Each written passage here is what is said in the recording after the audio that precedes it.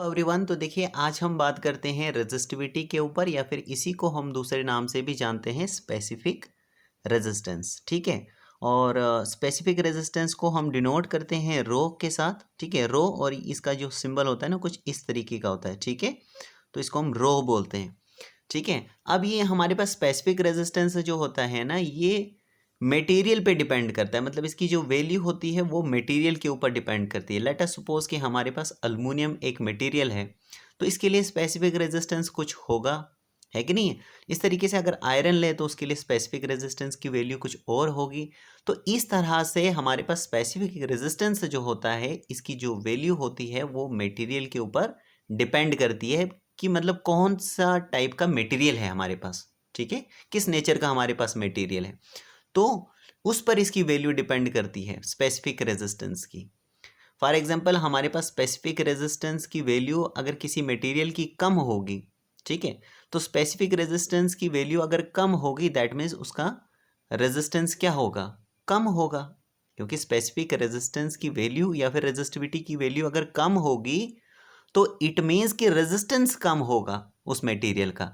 और रेजिस्टेंस अगर कम होगा तो दैट मीन्स कि वो जो मटेरियल है वो अच्छा है, गुड कंडक्टर है एक तरह से।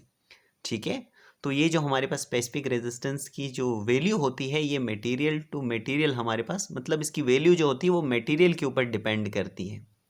ठीक है, अब इसका जो यूनिट होता है वो हम किस तरह से निकालते हैं। ठीक है, तो इसका हम यूनिट निकालते हैं बाय दिस फॉर्मूला, जो कि हमारे पास रेजिस्टेंस का फॉर्मूला होता है R बराबर रो L अपान एरिया।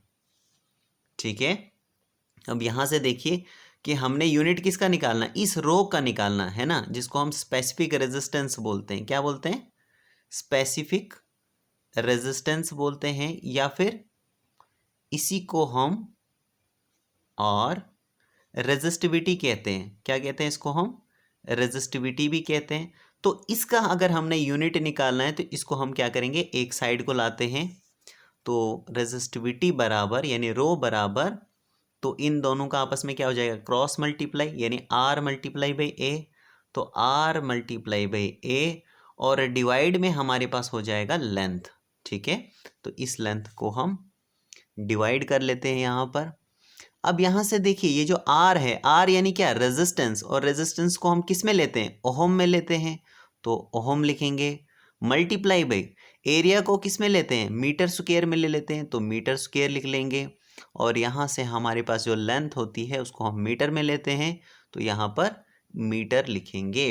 अब यहाँ से देखिए कि 1 मीटर और यहाँ से 1 मीटर कैंसिल होके हमारे पास जो स्पेसिफिक रेजिस्टेंस या फिर रेजिस्टिविटी या फिर रो कह सकते हैं कि रो की वैल्यू क्या आ जाती है हमारे पास, ओहम इंटू मीटर, यानी ओहम मीटर हमारे पास क्या आ जाएगा, यूनिट ऑफ स्पेसिफिक रेजिस्टेंस या फिर रेजिस्टिविटी का हमारे पास जो यूनिट होता है वो क्या हो जाता है, ओहम मीटर।